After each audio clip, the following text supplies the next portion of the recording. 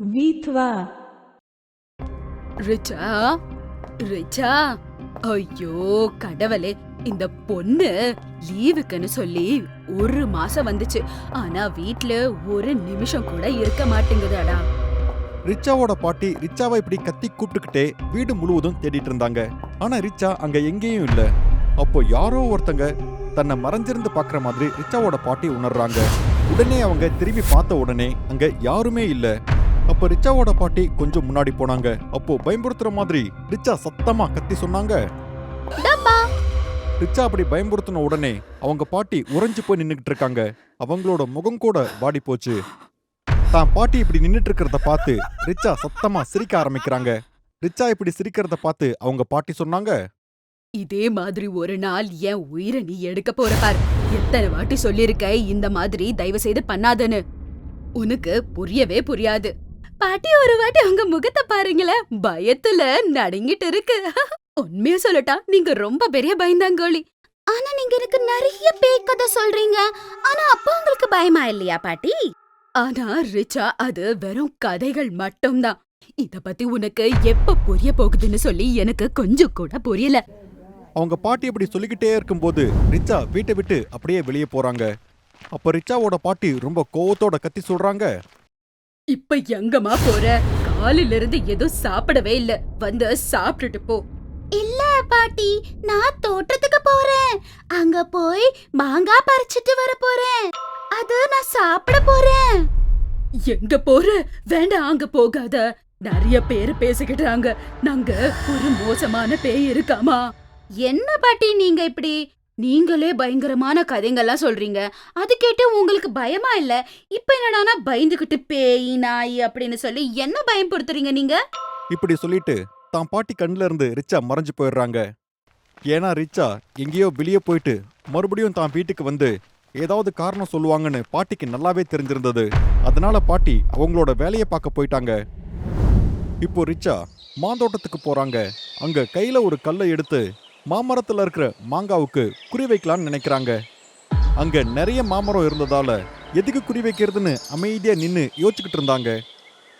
கொஞ்ச நேரம் யோசிச்சு பார்த்துட்டு அந்த மாமரத்தை பார்த்து தான் கையில இருந்த கல்லை தோராயமா அந்த மாமரத்தை பார்த்து தூக்கி வீசுறாங்க. ரிச்சாவோட இலக்கு தவறிடுச்சு. கோவமான ரிச்சா மறுபடியும் கல்லை எடுத்து அந்த மாமரத்தை நோக்கி வீசுறாங்க. ஆனா இந்த தடவை ரிச்சா வீசின அந்த கல்லு இலைகளுக்கு மத்தியில போய் இது மேலேயோ படுது. அடுத்த நிமிஷமே அங்க அலறல் சத்தம் கேட்க ஆரம்பிக்குது.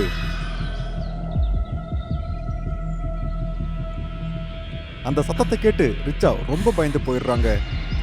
மரத்துல இருந்த யாரோ ஒருத்தங்க மேல தெரியாம கல் எறிஞ்சதா ரிச்சா நினைக்கிறாங்க.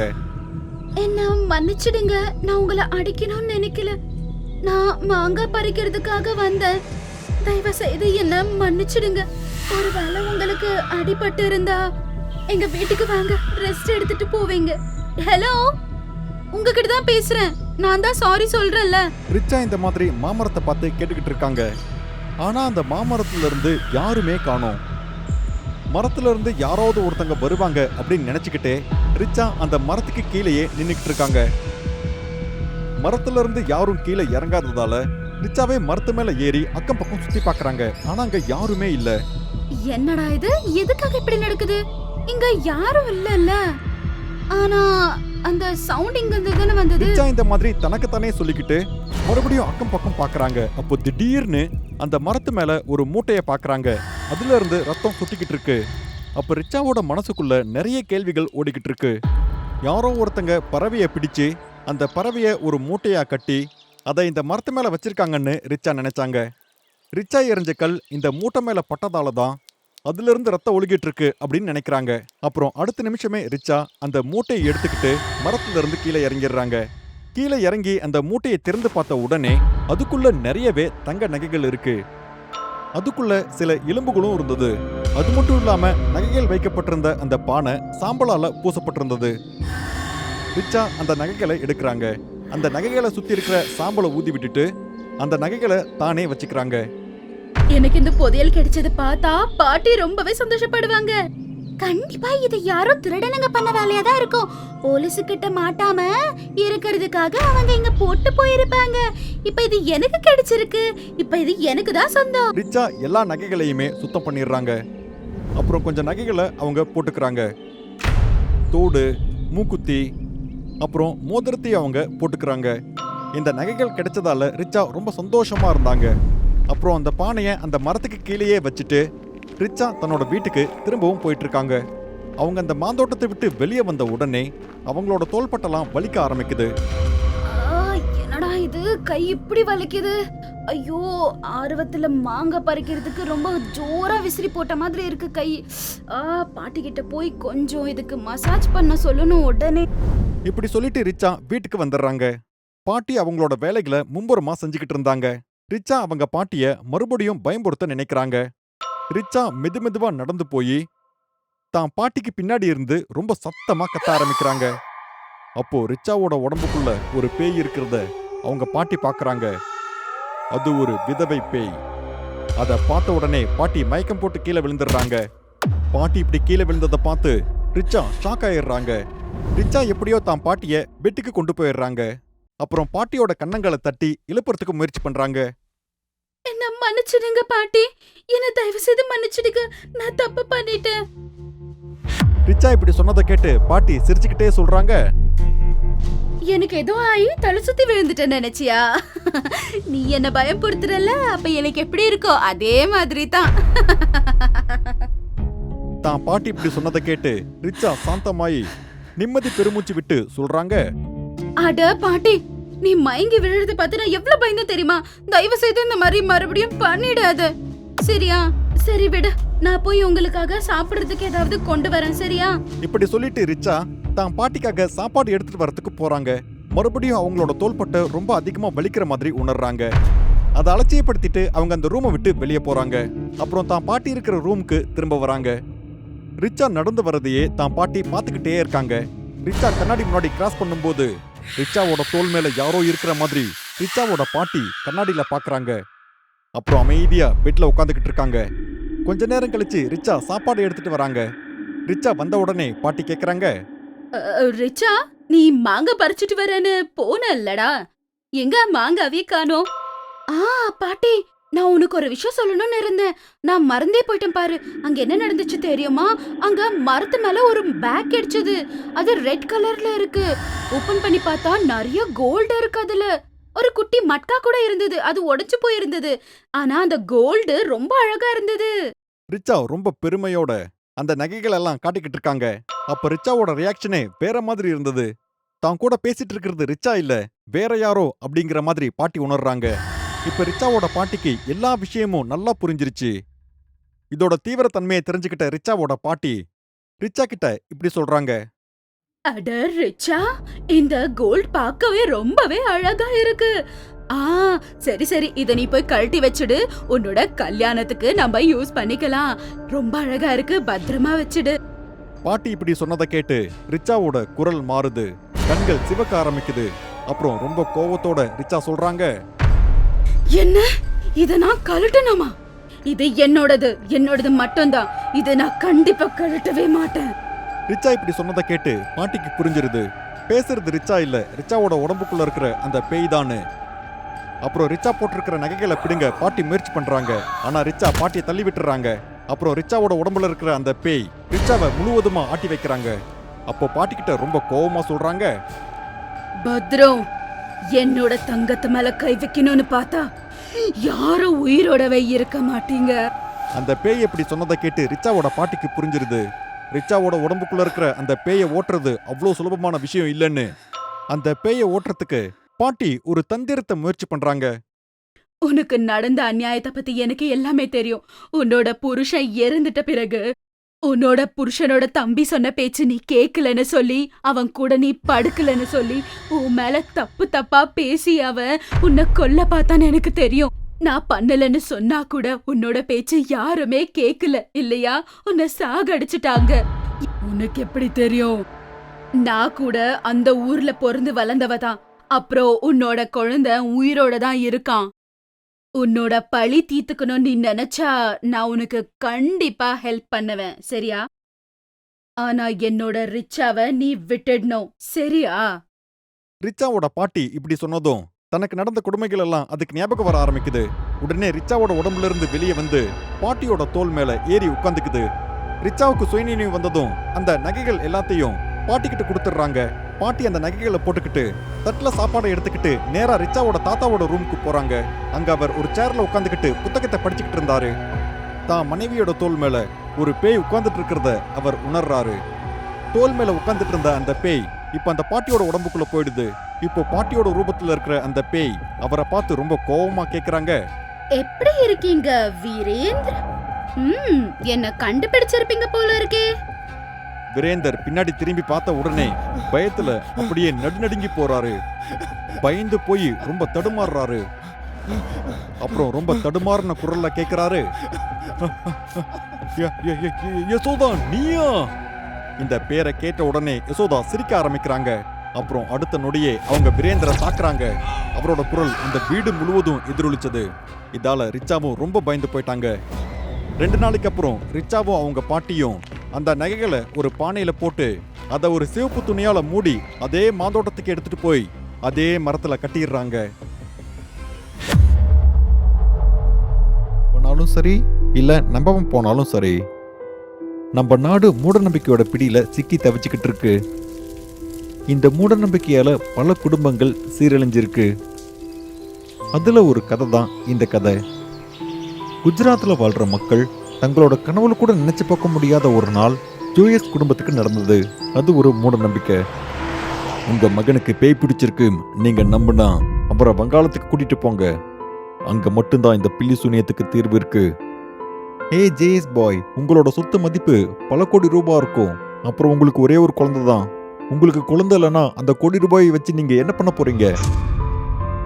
ஜேஎஸ் பாய் அப்புறம் அவங்க மனைவி விமலா, அவங்களுக்கு சுமித் அப்படின்னு ஒரு பையன் இருக்கான். அவனை பத்தி அந்த ஊர் மக்கள் பேசுறத அவங்க ரொம்ப வேதனையோட கேட்டுக்கிட்டு இருக்காங்க. சுமித் 7-8 வருஷங்களா படுக்கையில இருந்து எழுந்திருக்கவே இல்லை. அவன் பேசுறது கூட இல்லை.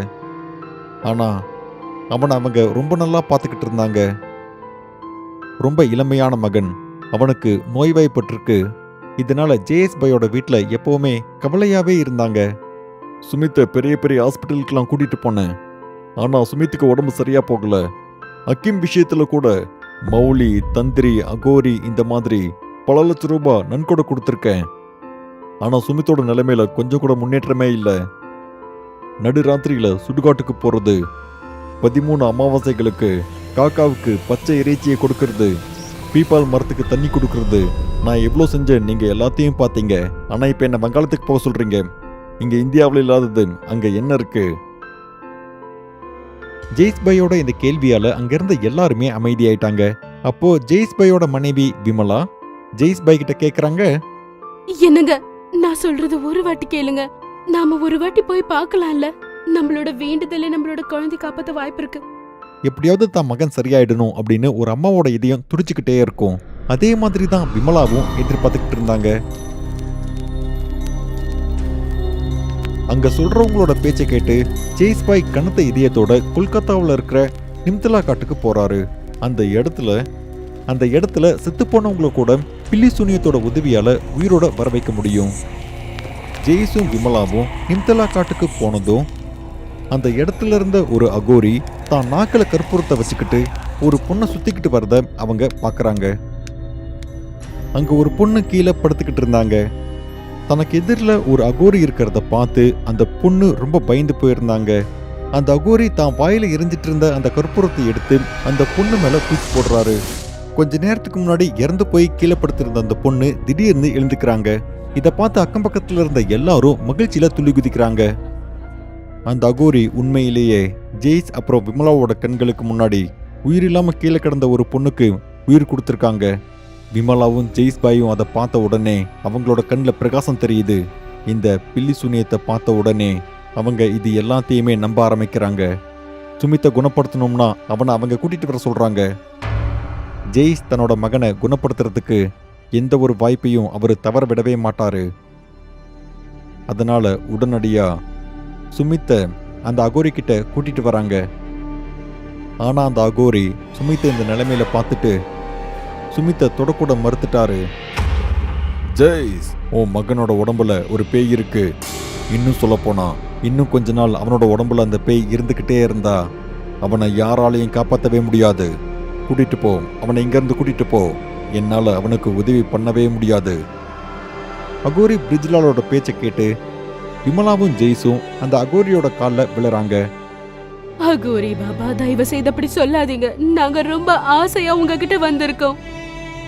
பாபா, நீங்க எவ்வளோ காசு கேட்டாலும் நான் தர தயாரா இருக்கேன். நீங்க எப்படியாவது தயவு செஞ்சு என் மகனை காப்பாத்துங்க. விமலா ஜெய்ஸோட பேச்சை கேட்ட உடனே அந்த அகோரி மனசிறங்கி வராரு. அப்புறம் அவரு சுமித்தோட தலையில செல்லமா தட்டி கொடுக்குறாரு. சரி, நான் அந்த பேயை உன் மகனோட உடம்புல இருந்து ஓட்டுறேன். நான் அந்த பேயை பிடிச்சி நான் அந்த பேயை சிறைப்படுத்துவேன். அதுக்கப்புறம் உன் மகன் சரியாயிடுவான். அவனை பூரண குணமாக்குறது என் பொறுப்பு. ஆனா முதல்ல இந்த பேய் ஓட்டுற சடங்குக்கு 25 லட்சம் ரூபாய் கொடுக்கணும். அப்புறம் ஜெய்ஸ், நீ அந்த பேயை உன் மகனோட உடம்புல இருந்து உன்னோட உடம்புக்கு வாங்கிக்கணும். உங்க மகனோட உடம்புல இருக்கிற அந்த பேயை நீங்க எதிர்த்து போராடணும். உங்க மகனை குணப்படுத்துறதுக்கு இது மட்டும்தான் இருக்கிற ஒரே வழி.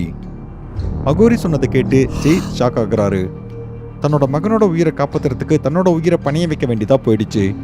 ரொம்ப நேரம் யோசிச்சதுக்கு அப்புறம் விமலாவும் ஜெய்ஸும் சரின்னு சொல்றாங்க. அந்த அகோரி பிரிஜ்லால் சொன்ன மாதிரியே அவங்க 2 பேரும் நைட் 12 மணிக்கு கையில 25 லட்சம் ரூபாய் எடுத்துக்கிட்டு சுடுகாட்டுக்கு போறாங்க. அங்க அந்த அகோரி பிரிஜ்லால் பாதி எரிஞ்சு போன ஒரு பொண்ணோட பிணத்து மேல உட்காந்துக்கிட்டு யாகம் பண்ணிக்கிட்டு இருந்தாரு. நீங்க வந்துட்டீங்களா? நான் உங்களுக்காக தான் காத்துக்கிட்டு இருந்தேன். உங்க பையன் பெரிய அதிர்ஷ்டசாலி. இதை பாருங்க, ரொம்ப கஷ்டப்பட்டு ஒரு கன்னிப்பனோட உடம்பை எடுத்துட்டு வந்திருக்கேன். இந்த நெருப்பு அணையறதுக்குள்ள நான் உங்க மகனை குணப்படுத்தியே ஆகணும்.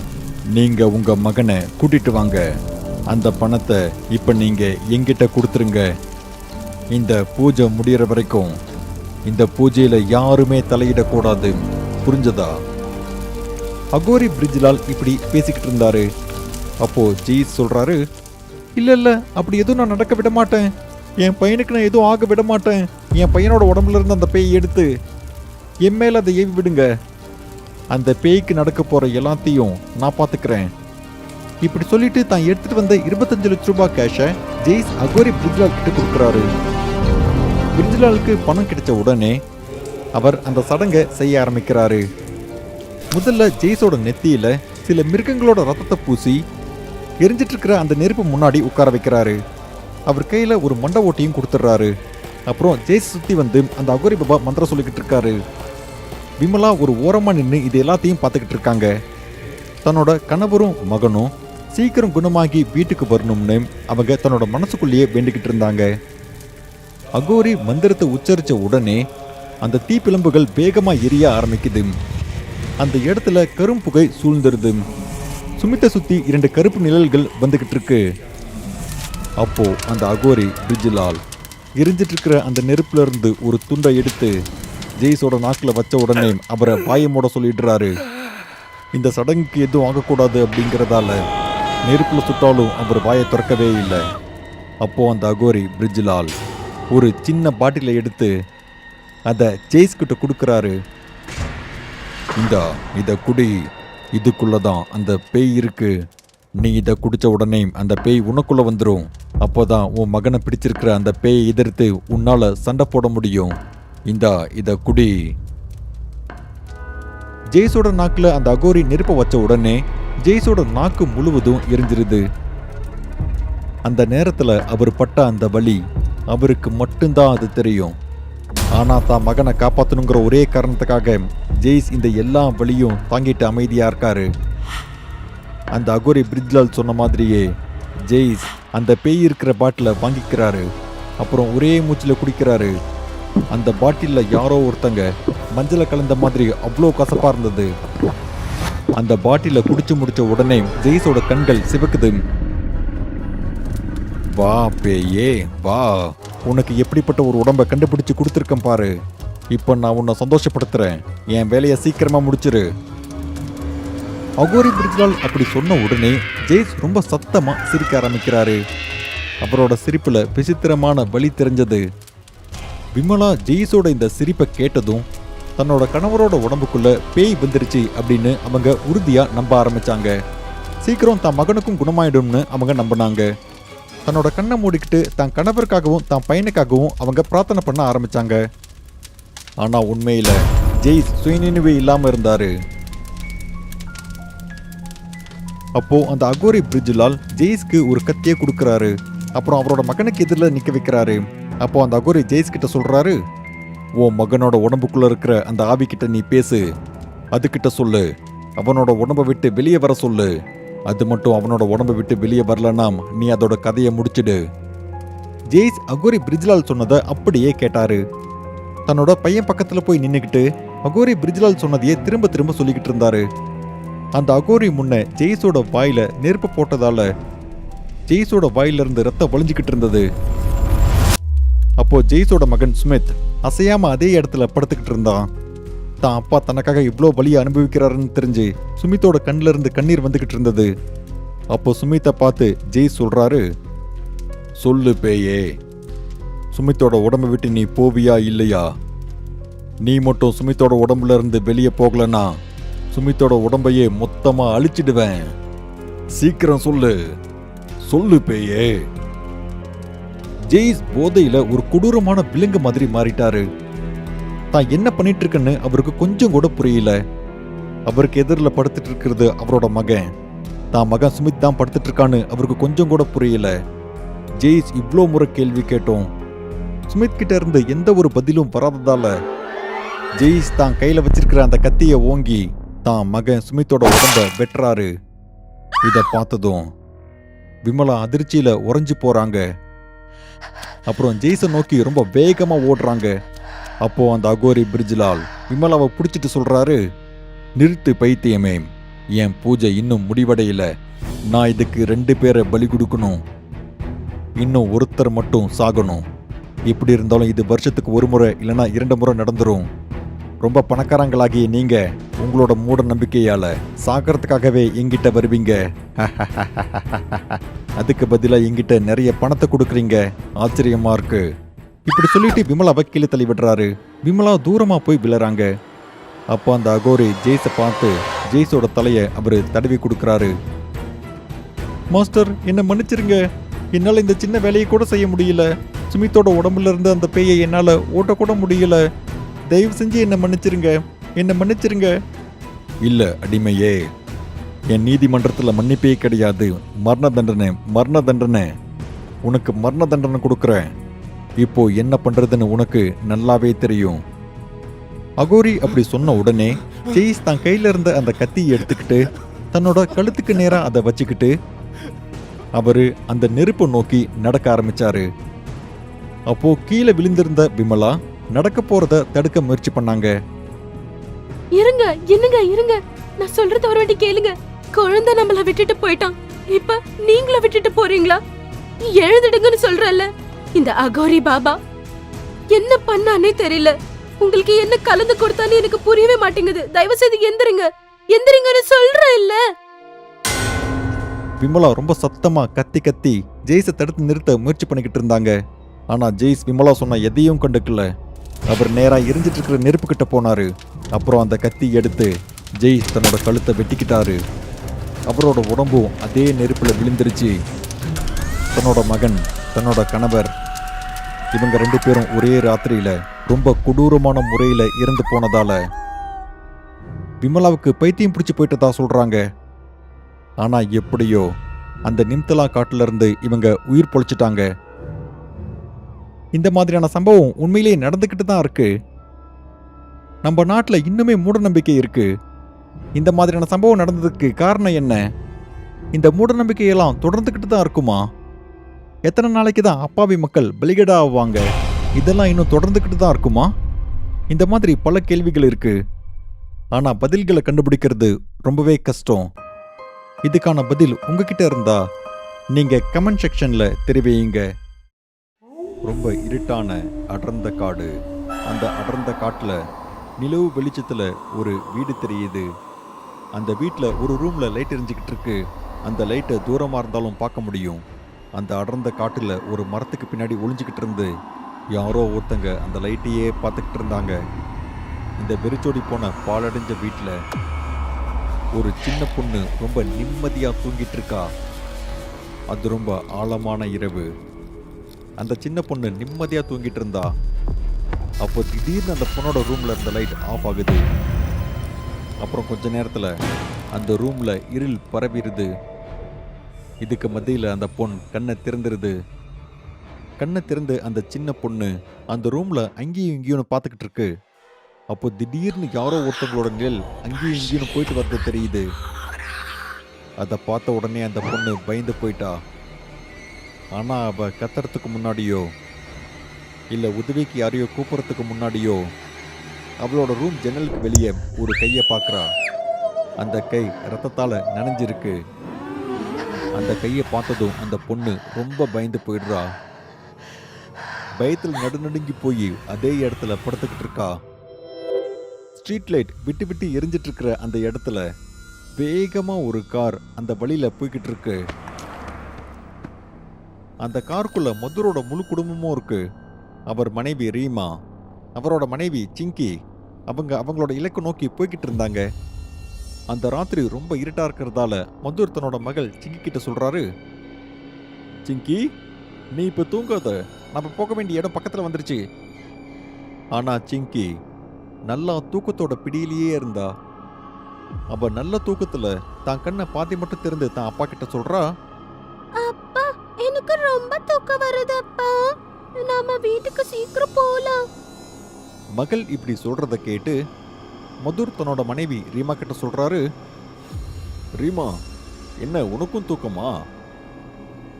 ரீமாவோட கண்ணு காரோட ஹெட்லைட் மாதிரியே இருந்தது. அவங்களோட முகத்துல தூக்கத்துக்கான எந்த அறிகுறியும் இல்ல. அப்போ ரீமா சிங்கிக்கு புரிய வைக்கிறாங்க, அட சிங்கி, இன்னும் ஒரு 30 நிமிஷத்துல நம்ம வீட்டுக்கு போயிடுவோம். நீ கொஞ்சம் அட்ஜஸ்ட் பண்ணிக்கோடா, சரியா? மதுர் கொஞ்சம் அந்த தண்ணி பாட்டில் கொடு. ரீமா மதுர் கிட்ட தண்ணி பாட்டில் கேட்ட உடனே மதுர் சொல்றாரு, என்ன மன்னிச்சிரு ரீமா, என்னால நீங்க 2 பேரும் ரொம்பவே கஷ்டப்பட வேண்டியதா போயிடுச்சு. ஒவ்வொரு 6 மாசத்துக்கும் என்ன டிரான்ஸ்ஃபர் பண்றாங்க. நான் என்ன பண்ண முடியும், என் வேலை அப்படி. ஆனா உங்களுக்கு ஒரு குட் நியூஸ் இருக்கு. இப்போ என்ன வைஸ் பிரசிடென்ட் ஆஃப் சேல்ஸுக்கு ப்ரொமோட் பண்ணியிருக்காங்க. இதனால உங்களுக்கு நல்லா ட்ரீட் வைக்கலாம்னு நினச்சிக்கிட்டு இருந்தேன். ஆனா அதுக்கு வாய்ப்பு கிடைக்கல. மதுர் இப்படி தன்னோட மனைவி கிட்டையும் மகள்கிட்டையும் பேசிக்கிட்டே கொஞ்சம் வேகமா காரை ஓட்டிக்கிட்டு போயிட்டு இருந்தாரு. அணைஞ்சு எரிஞ்சிட்டு இருந்த அந்த ஸ்ட்ரீட் லைட் இப்போ முழுவதுமா அணைஞ்சு போயிடுச்சு. அந்த ரோடு இப்போ முழுசா இருட்டா இருந்தது. அந்த கார் முன்னாடி ஏதோ ஒரு நிழல் போறத ரீமா பாக்குறாங்க. அதை பார்த்து அப்படியே ஷாக் ஆகுறாங்க. அந்த ஷாக்லயே அவங்க சொல்றாங்க, இது என்ன? அப்போ மதுர் சொல்றாரு, என்ன நீ எதை பத்தி பேசுற? அப்போ ரீமா பயத்தோட மதுர் கிட்ட சொல்றாங்க, நீங்க பார்க்கலையா, ஏதோ நம்ம முன்னாடில இருந்து போச்சு. ரீமா ரொம்பவே பயந்து போய் சொல்லிக்கிட்டு இருக்காங்க. ஆனா மதுருக்கு இது காமெடியா தெரியுது. உனக்கு தூக்கம் வந்துருச்சுன்னு நினைக்கிறேன். பரவாயில்ல, நீ போய் தூங்கு போ. இடம் வந்ததும் எழுப்பி விடுறேன், போய் தூங்கு போ போ. மதுர் இப்படி சொன்னதை கேட்டு ரீமா சொல்றாங்க, ஏதோ ஒண்ணு நடந்திருக்கு, கொஞ்சம் சீக்கிரம் வீட்டுக்கு போ, இங்க ரொம்ப பயமா இருக்கு எனக்கு. மதுர் கிட்ட ரீமா இப்படி சொல்றாங்க. அப்போ திடீர்னு அங்க யாரோ கத்துற சத்தம் கேட்குது. கார் எதுலயோ ஏறி இறங்குற மாதிரி ஃபீல் ஆகுது. ஆனா இவ்ளோ நடந்ததுக்கு அப்புறமும் கூட மதுர் பிரேக் போடாம வண்டியை ஓட்டிக்கிட்டே இருந்தாரு. அந்த கத்துற சத்தத்தை கேட்டு ரீமா பயந்து போயிடுறாங்க. அப்புறம் வேகமா மதுர் கிட்ட சொல்றாங்க, அது என்ன என்ன அது? மதுர், எனக்கு ரொம்ப பயமா இருக்கு, நம்மளுக்கு ஏதாவது பிரச்சனை ஆகுமா? ரீமா இப்படி கேட்டதும் மதுர் சிரிச்சுக்கிட்டே சொல்றாரு, அட இது ஒன்றும் இல்லை ரீமா, இது வெறும் காட்டு விலங்கா இருக்கும். இந்த நாட்டில் தான் மிருகங்கள் ரோட்ல நடமாடும் இல்லை, உனக்கு தெரியாதா? ஆனால் அந்த சமயத்தில் சிங்கி ரொம்பவே பயந்து போயிருந்தா. அப்புறம் அவளோட அப்பா கிட்ட சொல்றா, அப்பா எனக்கு ரொம்ப பயமா இருக்குப்பா, சீக்கிரமா வீட்டுக்கு போங்க. சிங்கி இப்படி சொன்னதை கேட்டு மதுர் சொல்றாரு, சிங்கிம்மா நீ தைரியமான குழந்தை, அப்புறம் எதுக்கு பயப்படுற, அப்பதான் உன் கூட இருக்கல. மதுர் தன்னோட குழந்தைகிட்ட இதெல்லாம் சொல்லி சமாளிக்கிறாரு. ஆனா உண்மையில அவருக்கும் பயமா தான் இருக்கு. ஆனா அவரோட பயத்தை அவர் யார்கிட்டையும் காட்டிக்கல. கொஞ்ச தூரம் பயணம் பண்ணதுக்கு அப்புறம் மதுரும் அவங்க குடும்பத்தை சேர்ந்தவங்களும் அவங்களோட புது வீட்டை அடையிறாங்க. அவங்க வீட்டை திறந்து வீட்டுக்குள்ள போக முற்படும் போது திடீர்னு அவங்க கண்ணு முன்னாடி ஒரு கருப்பு பூனை அந்த இடத்தை கடந்து போகுது. அந்த பூனையை பார்க்கறதுக்கு ரொம்பவே பயங்கரமா இருந்தது. அந்த பூனையை பார்த்து மதுரோட பொண்ணு சிங்கி ரொம்பவே பயந்து போயிட்டா. பயத்துல தன்னோட அம்மாவை கட்டி பிடிச்சுக்கிட்டா. அது வெறும் பூனைதாமா அப்படின்னு சொல்லி சிங்கியை அவங்க அம்மா சமாதானப்படுத்துறாங்க. 3 பேரும் ரொம்பவே சோர்வா இருந்தாங்க. அதனால தூங்குறதுக்கு போறாங்க. அதனால ரீமா சிங்கியை ஒரு ரூம்ல படுக்க வச்சுட்டு இவங்களும் தூங்க போயிடுறாங்க. அப்போ நடு இரவு ஆனது. எல்லாரும் நல்லா தூங்கிட்டு இருக்கும்போது திடீர்னு யாரோ ஒருத்தங்க வீட்டு டோர் பெல்ல அடிக்கிறாங்க. பெல் சத்தத்தை கேட்டு ரீமாவும் மதுரும் உடனடியா எழுந்துடுறாங்க. அட, இந்த நேரத்துல யாரா இருப்பாங்க? இந்த இடத்துல நம்மளுக்கு யாரையுமே தெரியாது. ரீமா இப்படி கேட்டதுக்கு மதுர் சொல்றாரு, நீ பயப்படாத ரீமா, நான் போய் பார்க்கறேன். அது போலீஸா இருக்குன்னு நினைக்கிறேன்.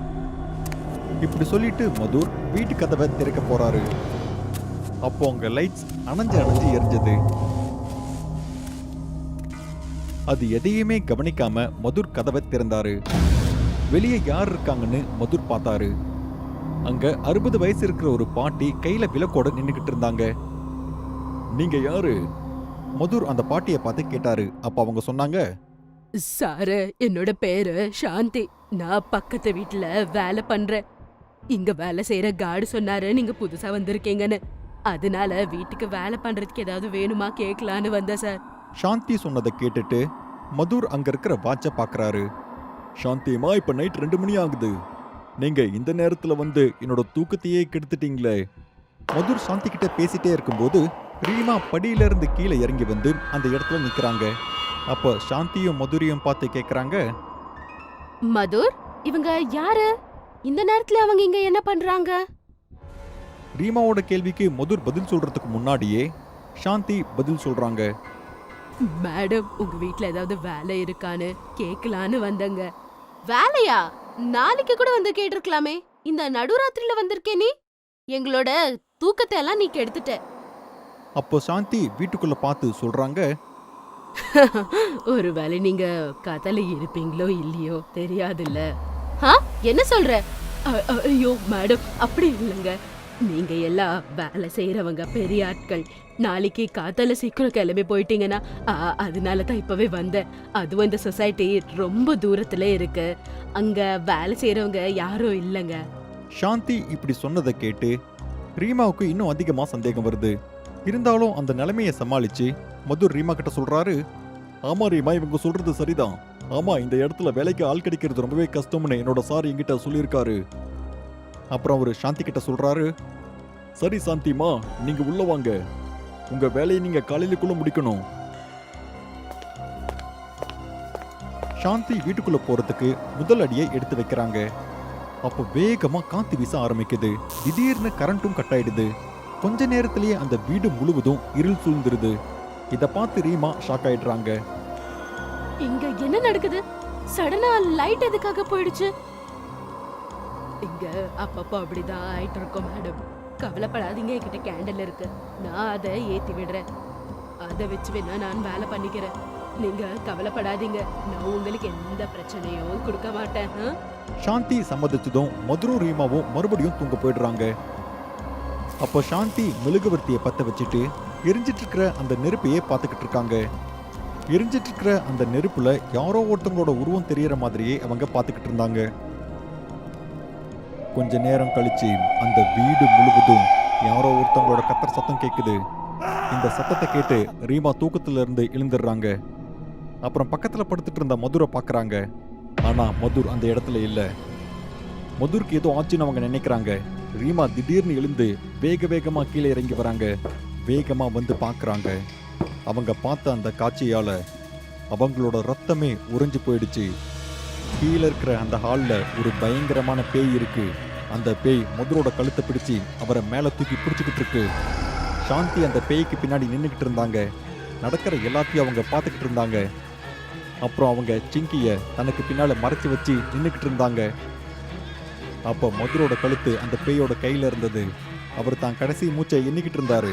தான் கணவர் இப்படி வலியால துடிச்சிட்டு இருக்கிறத பார்த்து ரீமா ரொம்ப சத்தமா சொல்றாங்க, இதெல்லாம் என்ன மதுர்? இந்த பேய் யாரு? அதுக்கு உன்கிட்ட இருந்து என்ன வேணும்?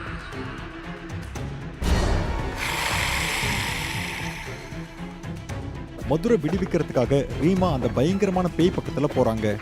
அப்ப ரீமாவை தடுத்து சாந்தி சொல்றாங்க, முன்னாடி போகாதீங்க மேடம், இல்லனா நீங்க இறந்துடுவீங்க. உங்களோட பொண்ணை கூட நான் தான் காப்பாத்தி வச்சிருக்கேன். தூரமா போயிடுங்க. அப்ப மதுர் பலியால தப்பிச்சுக்கிட்டே நடுங்கிய குரல்ல ரீமா கிட்ட சொல்றாரு, ஓடிடு ரீமா, சிங்கி எடுத்துட்டு ஓடிடு. அங்க என்ன நடந்துகிட்டு இருக்குன்னு ரீமாவுக்கு ஒண்ணுமே புரியல. ரீமா ரொம்ப குழப்பத்தோடையும் பயத்தோடையும் ரொம்ப சத்தமா கத்தி சாந்தி கிட்ட கேக்குறாங்க. சாந்தி, நீயாவது சொல்லு, இதெல்லாம் என்ன நடக்குது? ஆனா சாந்தி எதுவுமே சொல்லாம ரொம்ப சத்தமா மந்திரங்களை உச்சரிக்க ஆரம்பிச்சாங்க. ஓம் ஏம் க்ளீம், ஓம் ஏம் க்ளீம் நமோ, ஓம் ஏம் க்ளீம் நமோ, ஓம் ஏம் க்ளீம் ஓம். சாந்தி இந்த மந்திரங்களை சொன்னதும் அந்த பேயை சுத்தி ஒரு நெருப்பு வளையம் உருவாகுது. அந்த பேய் மதுரை தூக்கி அந்த நெருப்பிலேயே போட்டுடுது. அப்புறம் அது வேகமா சிங்கியை நோக்கி நகருது. அப்ப மதுர் அந்த நெருப்புல இருந்து வேகமா எழுந்துடுறாரு. அவரு பாதி எரிஞ்சு போயிட்டாரு. ஆனா இப்போ சிங்கியோட உயிருக்கு ஆபத்து இருந்தது. அந்த பேய் நெருப்பு வளையத்தை விட்டு வெளியே வந்ததால சிங்கியை நோக்கி அது வந்துகிட்டு இருக்கு. ரொம்ப வேகமா வந்துட்டு இருக்கிற அந்த பேயை தடுக்கிறதுக்காக சாந்தி பக்கத்துல இருக்கிற ஒரு மெழுகுவர்த்தி எடுத்து அந்த பேய் மேல வீசி மந்திரங்களை சொல்ல ஆரம்பிக்கிறாங்க. ஓம் ஏம் க்ளீம் நமோ, ஓம் ஏம் க்ளீம் நமோ, ஓம் ஏம் க்ளீம் நமோ. சாந்தி இந்த மந்திரங்களெல்லாம் சொல்லிட்டு இருக்கும் போதே அந்த 3 பேரையும் அங்கிருந்து போக சொல்லி சைகை காமிக்கிறாங்க. மதுர் சாந்தியோட சிக்னலை புரிஞ்சுக்கிறாங்க. உடனே ரீமாவையும் சிங்கியையும் கூப்பிட்டுக்கிட்டு பக்கத்துல இருக்கிற ஒரு ரூம்குள்ள போய் பூட்டிக்கிறாங்க. அவங்க அந்த ரூம்குள்ள போன உடனே அந்த பேயோட சத்தம் ரொம்ப அதிகமாக்கிட்டே வந்துட்டு இருந்தது. அதோட சாந்தி உச்சரிச்ச அந்த மந்திரமும் எல்லா பக்கமும் எதிரொலிச்சது. ஜன்னல்கள் எல்லாம் உடையிற நிலைமையில இருந்தது. அவங்களோட பெட் அப்படியே காத்துல பறந்துகிட்டு இருந்தது. எந்த பக்கம் பார்த்தாலும் பயம்புறுத்துற காட்சியாவே இருந்தது. அப்ப அங்க சத்தம் ரொம்ப அதிகமா வந்துகிட்டு இருந்ததால சிங்கியோட காதுல இருந்து ரத்தம் வலிய ஆரம்பிச்சது. இதுதான் அவங்களோட கடைசி நைட்டா இருக்கும்னு அந்த குடும்பத்துல இருந்த எல்லாரும் நினைச்சுக்கிட்டு இருந்தாங்க. ரொம்ப சத்தமான அலறல் சத்தம், அப்புறம் சத்தமான மந்திர உச்சரிப்பு, இதெல்லாம் கேட்டு கேட்டு அவங்க சோர்வடைஞ்சிட்டாங்க. அப்ப அவங்களோட கண் தன்னால முடிக்குது. மறுநாள் காலையில சூரிய உதயம் ஆரம்பிக்குது. நேத்து நைட் இவ்வளோ நடந்ததுக்கு அப்புறமும் கூட அவங்க இன்னும் உயிரோடவும் அதே சமயத்துல பாதுகாப்பாகவும் ஆரோக்கியமாகவும் இருக்கிறதா அவங்க உணர்ந்தாங்க. மதுர் அந்த ரூமோட கதவை திறந்து வெளியே பார்க்கறாரு. அந்த வீட்டோட தோற்றமே மாறி இருந்தது. அந்த இடத்துல ஏதோ ஒரு போர் நடந்த மாதிரி இருந்தது. அப்போ சாந்தி தரையில மயங்கி கிடக்கிறத மதுர் பார்க்கறாரு. அப்ப மதுர் சாந்தியோட பக்கத்துல உட்காந்து சாந்தியை எழுப்புறாரு. சாந்தி, எழுந்திருங்க சாந்தி. மதுர் எப்படியோ சாந்தியை எழுப்பிட்டாரு. சாந்தி அப்படி கண் விழிச்சதை பார்த்து இவங்களுக்கு ரொம்ப சந்தோஷமா இருந்தது. இவங்க எல்லாரும் பாதுகாப்பா இருக்கிறத பார்த்து சாந்தி கேக்குறாங்க, சாரு, உங்களுக்கு யாருக்கும் ஏதோ ஆகலல்ல, நல்லா இருக்கீங்கல்ல? இதுக்கு ரீமா சொல்றாங்க, ஆமா சாந்தி, நாங்க எல்லாம் இப்ப நல்லதா இருக்கோம். நேத்து ராத்திரி நடந்ததெல்லாம் என்ன ஒண்ணுமே புரியல. సార్ మీ కారుకి తగిలి పడిపోయింది జంతువు కాదు, నా భర్త. తను నా భర్త అజయ్ సింగ్. తను పెద్ద తాగుబోతు సార్. నిన్న కూడా తాగి రోడ్డు మీద తిరుగుతూ ఉన్నాడు. అప్పుడే మీ కారు కింద పడి తను చనిపోయాడు సార్. నేను అదే టైంకి తనని వెతుక్కుంటూ వచ్చాను. రోడ్డు మీద తను ఒక పెద్ద దయ్యంగా మారాడు. తన చావు రాక్షస నక్షత్రంలో జరిగింది. అందుకు తను రాక్షసుడిగా మారిపోయాడు. తను పూర్తిగా రాక్షసుడిగా మారిన తర్వాత మీ కుటుంబాన్ని చంపాలి అనుకుని వచ్చాడు. ఇదే కారణం వల్ల నిన్న రాత్రే నేను మీ ఇంటికి వచ్చాను. சாந்தியோட முழு கதையையும் கேட்ட ரீமா சாந்திக்கு நன்றி சொல்ற விதமா ரீமா சொல்றாங்க, சாந்தி, ஒருவேளை நீ எங்களை காப்பாத்த வரலனா என் புருஷன் குழந்தை எல்லாம் இறந்திருப்பாங்க. நீ வந்ததுக்கு ரொம்ப ரொம்ப நன்றி. ஆனா அப்ப மதுருக்கு ஒரே ஒரு கேள்விதான் தோணிக்கிட்டு இருந்தது. ஆனா சாந்திமா, அந்த பேய் திரும்ப வந்தா எங்களை யார் காப்பாத்துவாங்க? மதுர் இந்த கேள்வியை கேட்டதும் சாந்தி சிங்கியை பார்த்து சிரிக்கிறாங்க. சாரு, இனிமே உங்களை கஷ்டப்படுத்துறதுக்கு அவன் கண்டிப்பா வர மாட்டான். ஏன்னா நான் அவனுக்கு முழுசா முக்திய கொடுத்துட்டேன். அவனோட சரீரத்தை கூட எரிச்சிட்டேன். அதனால உங்களை கஷ்டப்படுத்தாம வரமாட்டான். அந்த சைத்தான கூட பக்கத்து கொடுத்த மந்திரத்தால நானு வசமாக்கிட்டேன். அவன் கூட சாந்தி அடைஞ்சிட்டான். இனிமே சிங்கி தவிர உங்களை கஷ்டப்படுத்துறதுக்கு யாரும் வரமாட்டாங்க. சாந்தி இப்படி சொன்னதை கேட்டு எல்லாரும் சிரிக்க ஆரம்பிக்கிறாங்க. ஆனா மதுரும் அவங்க குடும்பத்தாளுங்களும் அந்த வீட்டுல தங்கினாலும் சரி, இல்ல வேற எங்க தங்கினாலும் சரி, இந்த நிகழ்வை அவங்க வாழ்நாள் முழுவதும் மறக்க மாட்டாங்க. பயங்கரமா இருக்கிற இந்த மாதிரியான கதைகளை பார்க்கறதுக்காக டூடு டிவி ஹாரர் தமிழுக்கு உடனே சப்ஸ்கிரைப் பண்ணுங்க. அப்புறம் உங்களோட கதையும் இந்த உலகத்துல இருக்கிறவங்க பார்க்கணும்னு நீங்க ஆசைப்பட்டீங்கன்னா உடனே டூடு டிவி மெயில் அட்ரஸ்க்கு உங்களோட கதையை அனுப்புங்க. அடுத்த பயங்கரமான கதை உங்களோட தான் இருக்கிறதுக்கும் வாய்ப்பு இருக்கு.